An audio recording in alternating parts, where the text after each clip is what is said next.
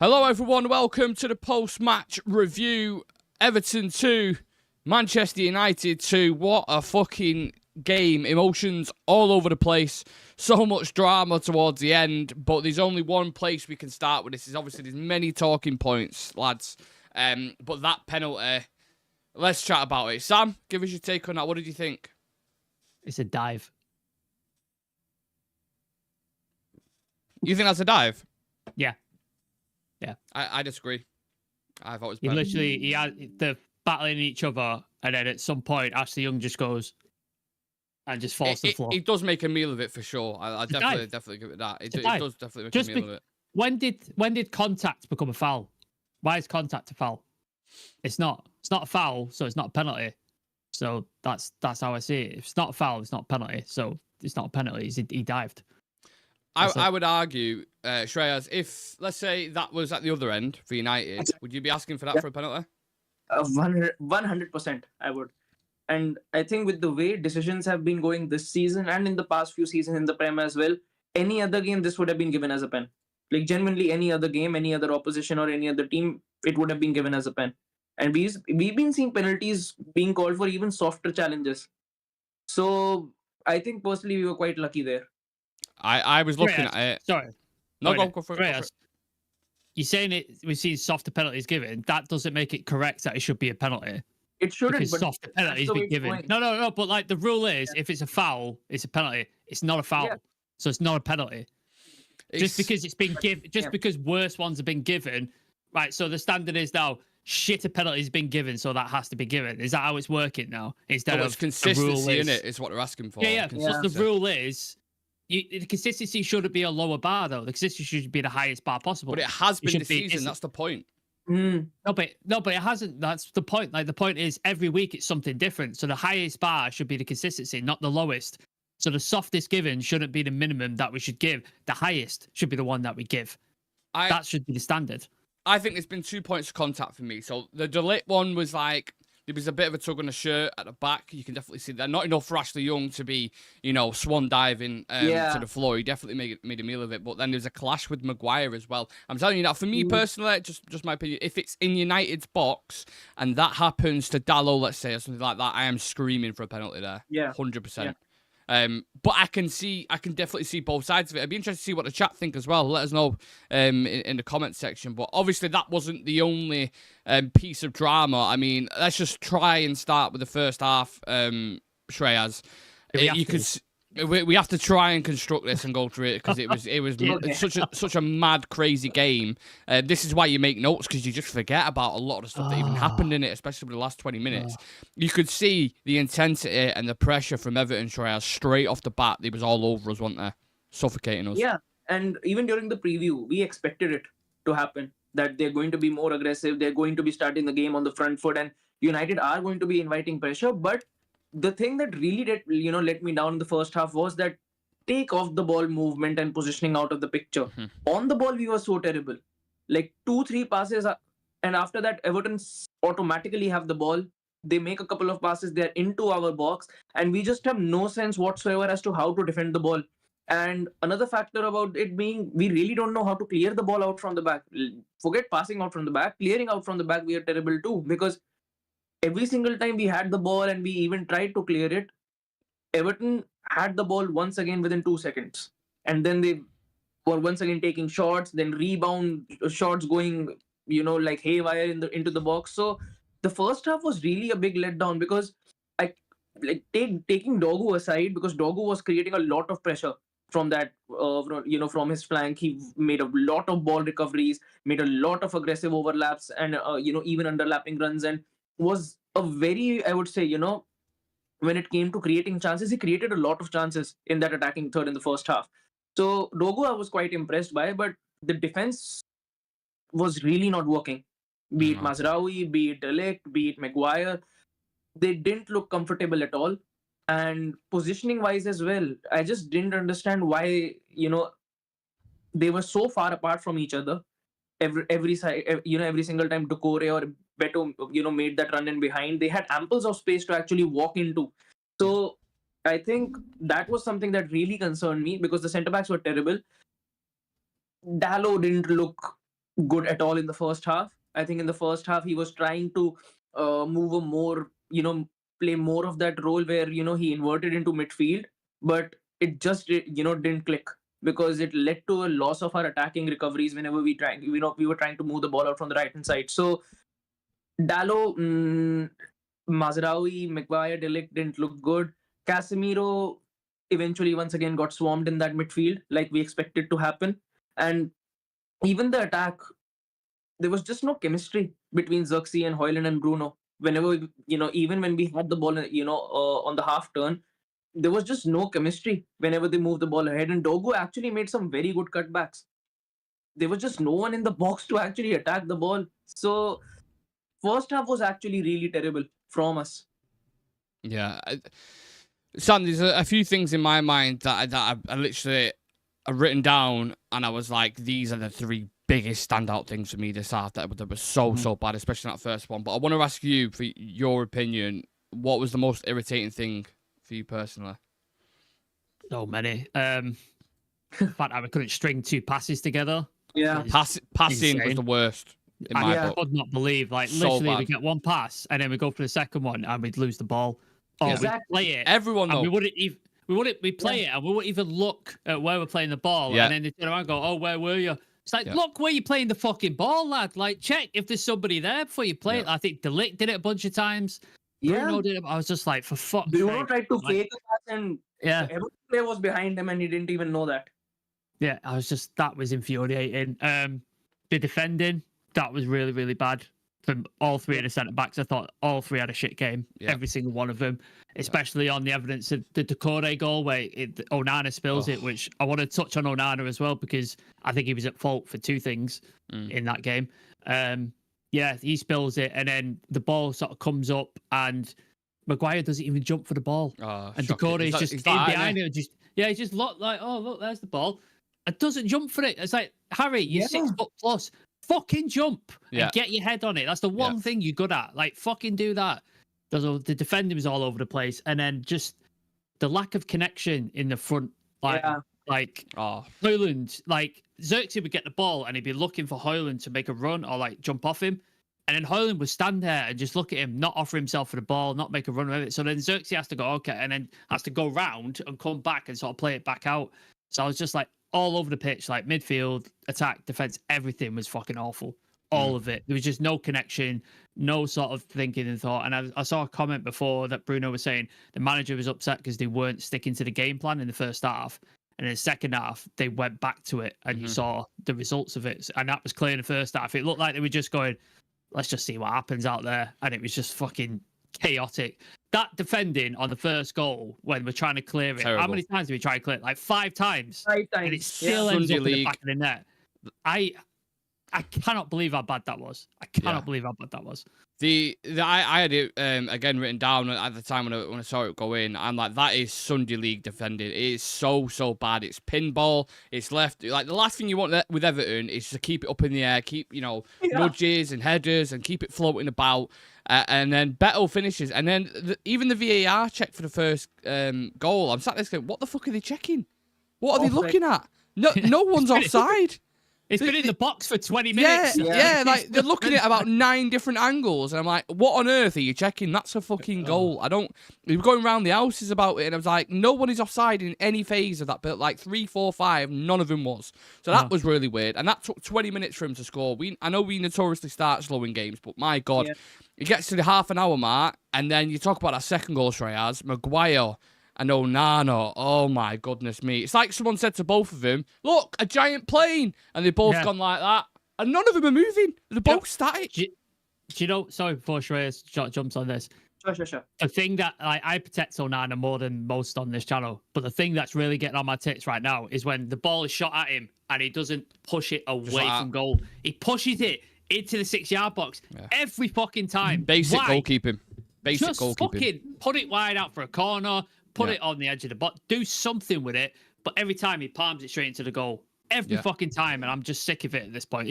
How many goals have we've had? Like last 4 goals have been as a result of him palming it straight into the front of it.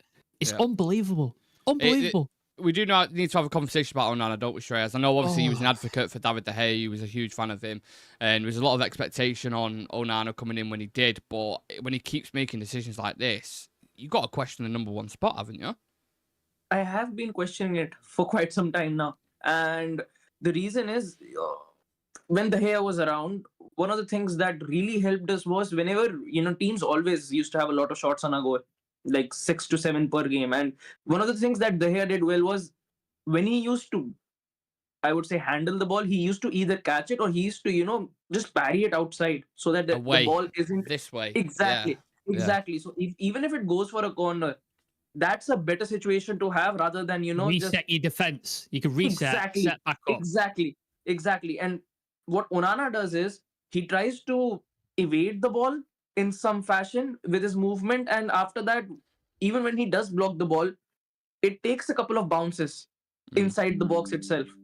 And Everton was bang on with their movement for those rebound shots, whether it was Doucouré, whether it was Beto. Even Lindstrom could have had a couple of goals. If he was just a bit more agile, could have gotten a couple of more Jack goals. Harrison had a huge opportunity as well, didn't he? Yeah.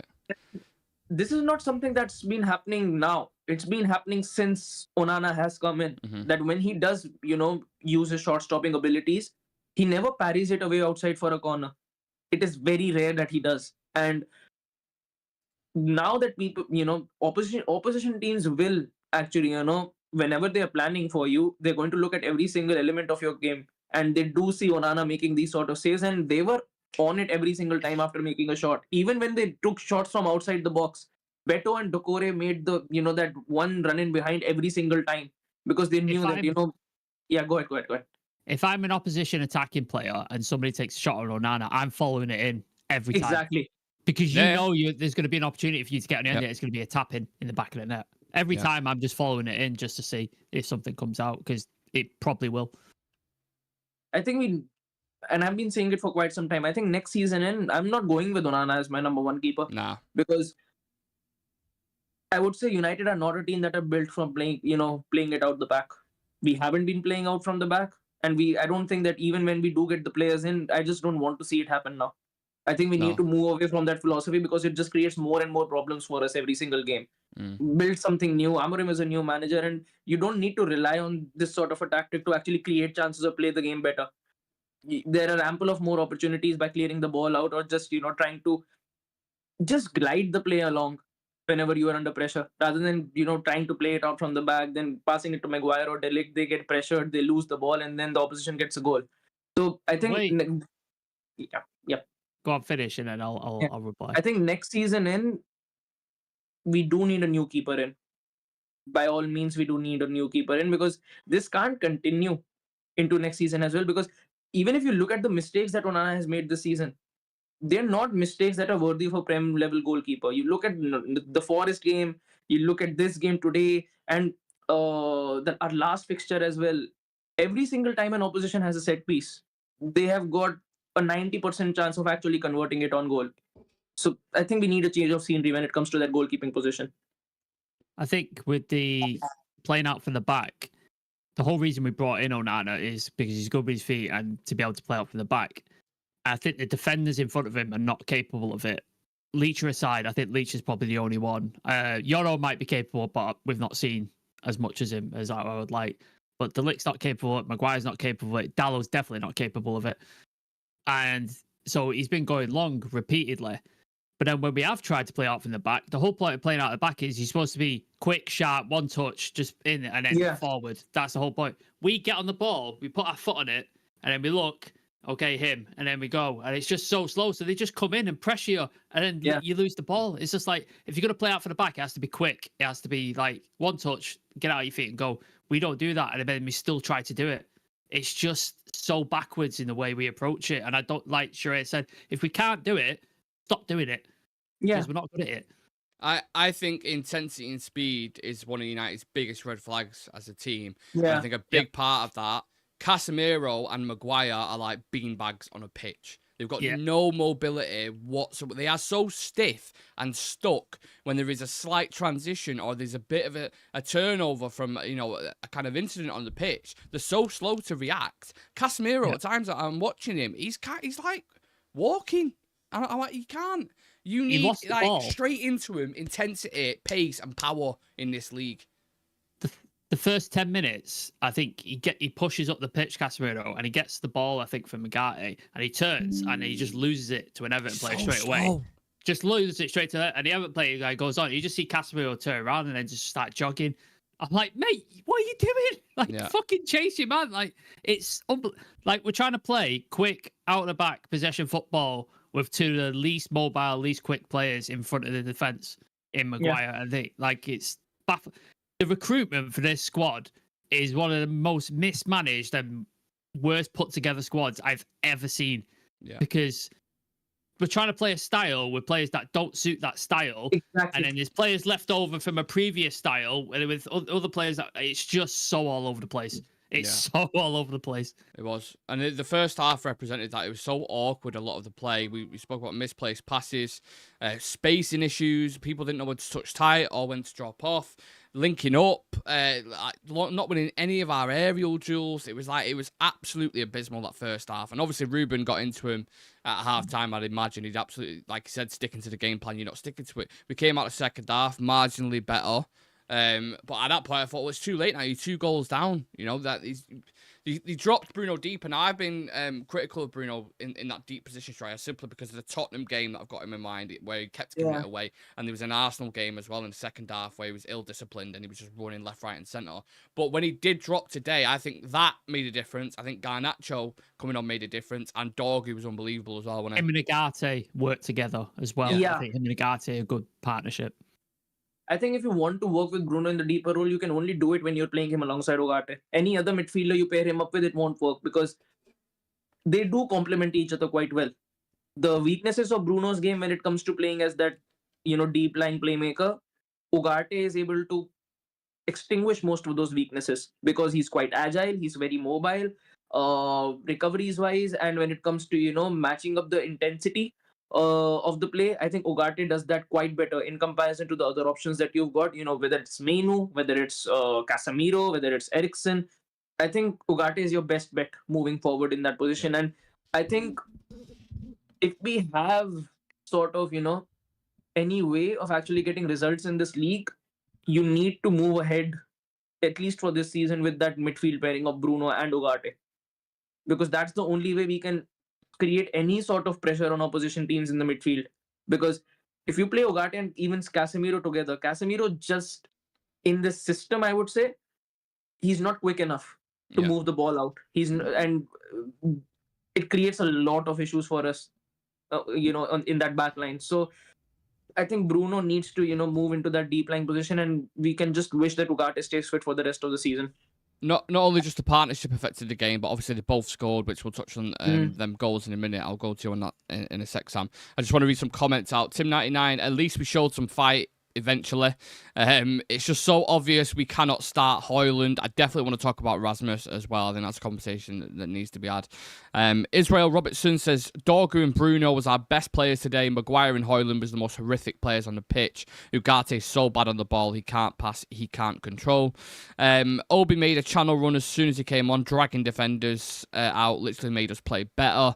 I'd rather give us Obi Martin chances to play rather than Højlund. I mean, the screw's certainly turning on him at the moment. You have to question, what is the goalkeeper coach teaching Onana, because so many goals have been scored from him palming it straight to the opposition, and every time, well, not just coaching, that's just normal goalkeeper instincts, isn't it? It seems like it's an Onana thing because the way he dives is really different to how a traditional goalie dives. So in my head, it must be him, because there's no way a goalkeeper coach is, when you palm the ball out, palm it straight to your 6-yard area. There's no way a goalkeeper should say it. It's get it away from goal. That's the first. It's like when they teach defenders, don't let the ball bounce. Nobody's teaching that. It's like it has to be him. He has to be doing that. Yeah. Which Maguire didn't learn from either. He was like, don't let it. And he's like that, watching it like, oh, look at it. Oh, look at the magical light. And you got Decore. You could just see a slow-mo clip behind him of Decore like that, chasing the ball. It's fucking ridiculous. Look, in dire times, I think the first half, I don't think there was many very good players. I think Dorgu was probably the one who was probably the best performer and consistent performer. But second half, Bruno Fernandes, Sam, the goal obviously from the free kick, which I thought prior to that, a lot of the set pieces, he kept it in the first man, kept it in, and they weren't great. But that free kick was pretty exceptional, wasn't it?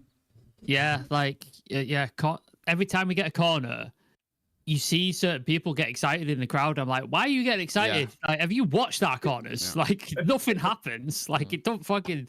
So I don't get it, because they get behind it and go, yeah, come on, corner. You're like, nothing's happening, because he just bangs it into the first man, or he goes short, and then we go around the box, and then we tend to lose possession. That tends to be what happens. So when he got the free kick, I was like, well, this is either going straight over the bar, or it's going straight into the wall, and then that'll be the end of it. But yeah, just absolutely pings it into the corner. Pickford don't even move, does he? Like, I don't think he even sort of... He kind of... manages... He leans a little bit, and that takes him off guard. So it's and then he just watches it go past. So yeah, phenomenal finish from Bruno, and that's basically what sparked us getting back into this game. Because I think without that, we probably still lose that game 2-0, 3-0 or something. Because without that, that was the spark that sort of pushed us back into the game. I mean, I've just seen Amarin's comments on the first half saying we didn't exist during that first half. That is crazy. Yeah. That is strong. And that's bang on as well, to be fair. Yeah, we got told Ugarte as well gets a bit of a nosebleed in the final third, which we've seen before. I mean, it's not incorrect, but that left-footed volley, Shreyas, that was all right, wasn't it? Yeah, and Uruguayans do have a good shot on him. And yeah, we needed something like that to actually, equalize in that game. We needed that, spark of magic, at least from someone. And Ugarte stepped up big time, because I would even say, Ugarte didn't have his best game today. I think even he looked a bit jaded, wasn't comfortable at all, but got the goal, was able to, I would say even, Bruno shifting into midfield helped him quite a lot as well, because we were able to move the ball quite quicker and a lot better when Bruno shifted a bit deeper. So overall, not his best showing, but stepped up when we needed him to. And, hopefully he can stay fit for the rest of the season, because when he's not there, we look even more terrible. Is that his first goal for the club? Yeah. Isn't it? Yeah. I thought that. But it didn't really get mentioned in commentary. I don't know why. It was kind of like... Yeah, it was one of those situations where I thought that they'd be all over that, but didn't even mention it. I was like, okay, fair enough. Nice little control with the chest, wasn't it? It was like... Yeah. I think it was in Branthwaite who slipped near him or something, and that's why he got the space free. Two really, really nice goals to get back into the game, which is nice. You can't, accuse of, it was only a tap-in or a scruffy goal. It was actually really, really good, which, eventually led us to get the draw, which weren't without its concerns towards the end, which we've already touched on in terms of the penalty. Individuals I would have touched on, Sam. Patrick Dorgu, chat to me about him, because he's a player who he's the only player that Amarin's brought in, and someone who obviously fits the system perfectly. And he was good throughout the full 90, wasn't he? Not just a 10-minute spell. We're in a group chat with Mr. Carl Anker, and I'm just going to find your quote that you put in, because I think it summed it up quite nicely. To have a wing back who drives and crosses with his natural foot. Yeah. How long has it been since we've had that in the team? Yeah. Fucking Jesus Christ. So long. The days of Amrabat playing at left back, Lindelof playing at left, Wan-Bissaka playing at left. Jesus Christ. Yeah. When's the last time we had one? It's Ashley Young. Is that how long it's been since we had? But he's a right-footed. He's right-footed, Ashley Young, and he played on left. He used to cut in, didn't he, and cross. Oh yeah. I'm trying to think. Sure, I remember him putting crosses in with his left foot though. He did used to do it. Yeah, he's got like a decent weak foot, but I mean, Shaw and Tellez were probably the ones where you're going back to. Left-footed left back. Jesus, crazy. Yeah. So. And he was not getting ignored for once, which was amazing, because when he played with Garnacho the other week, Garnacho was just looking at him, run past and go, where is he going? Yeah. Never mind. And just carrying on what he normally does. So to see people find him with the overlap, give him the opportunity to put the ball into the box. There was a chance in the first half where it goes right into the 6-yard box. And I think, is it Xerxes crashes into Pickford, like right into his shin? Is it Hoyland or something? And there's a chance there. So having a player like that who's able to do that, willing to get forward, made a lot of tackles as well, like sort of dispossessed quite a few people, was aggressive, willing to fight and stuff like that. I am afraid for him though, because he's like the only good player we have at the minute. How long till we poison him and he becomes just another sort of piece of shit floating in the toilet bowl that is everybody else at the minute?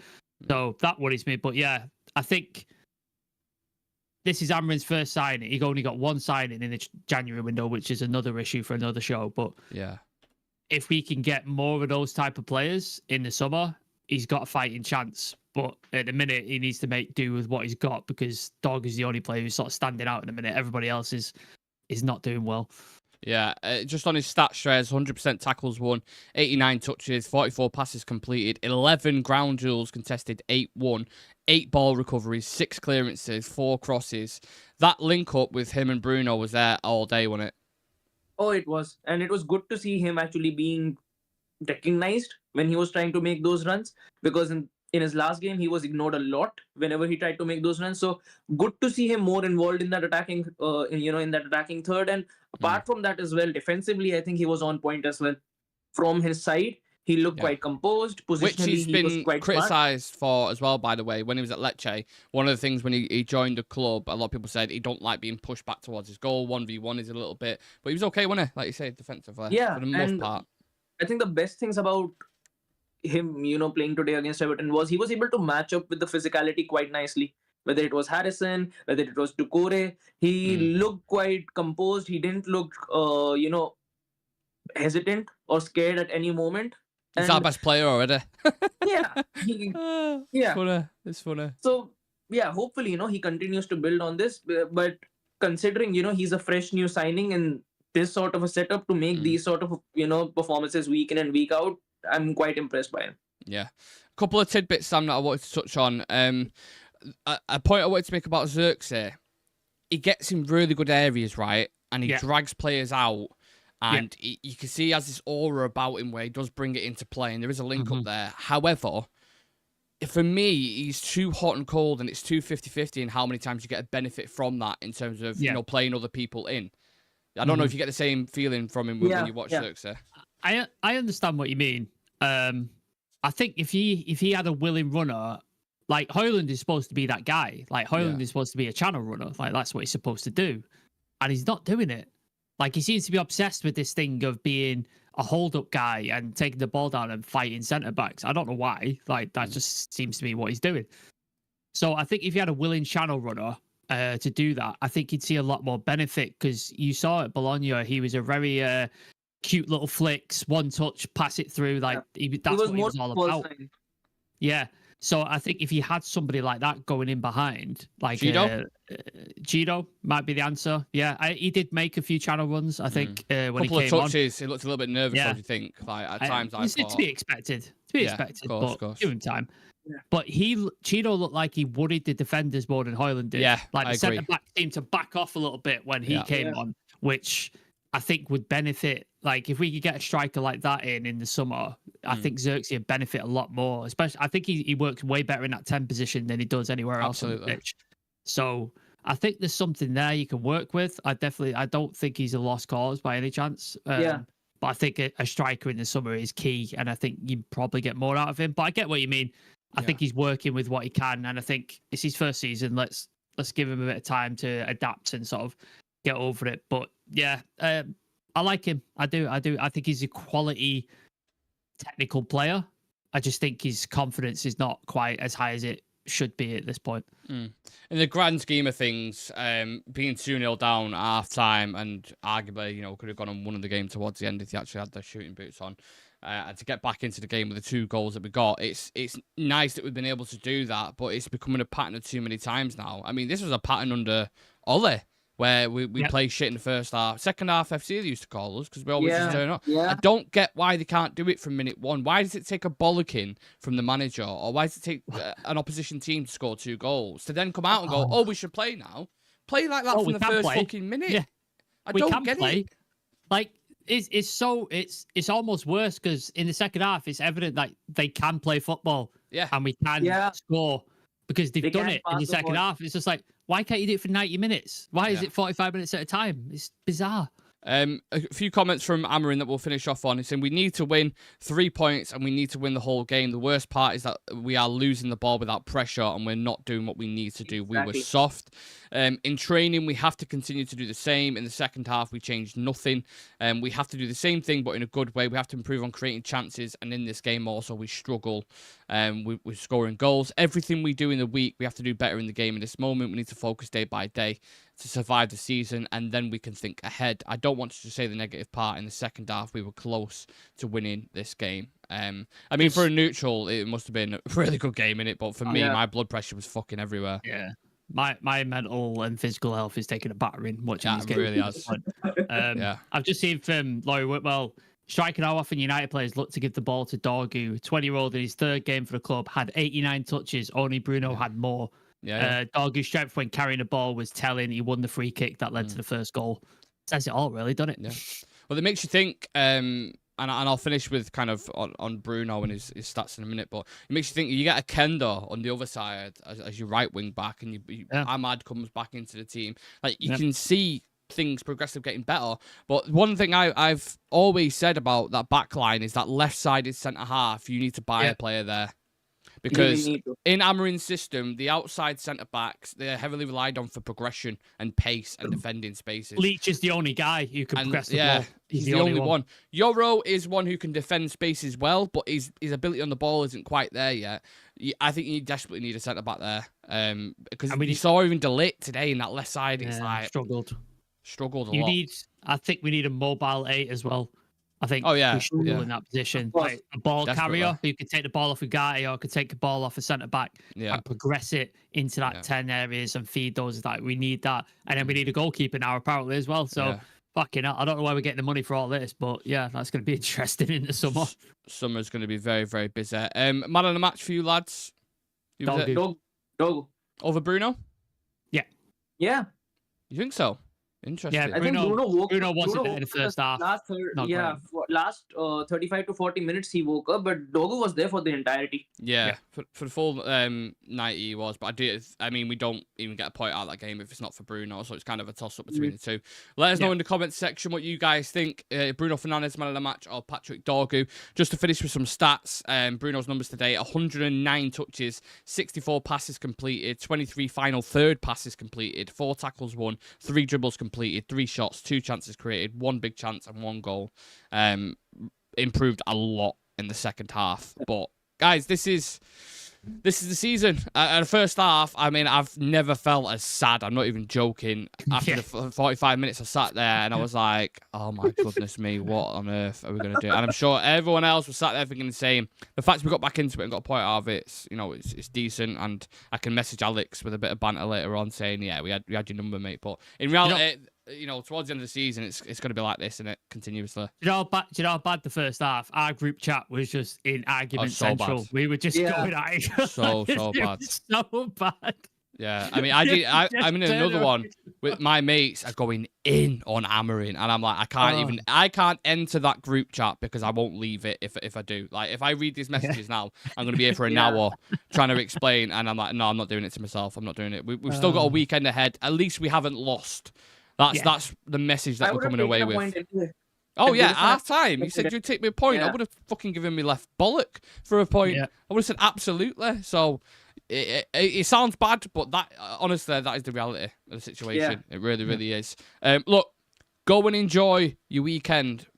Try put United into the back of your mind. Forget about that. There's other shit ongoing this weekend, whatever plans you've kind of got. Appreciate everyone tuning in and get their opinions, and I'll finish off on these last few comments. Delap should have scored a hat-trick already, apparently.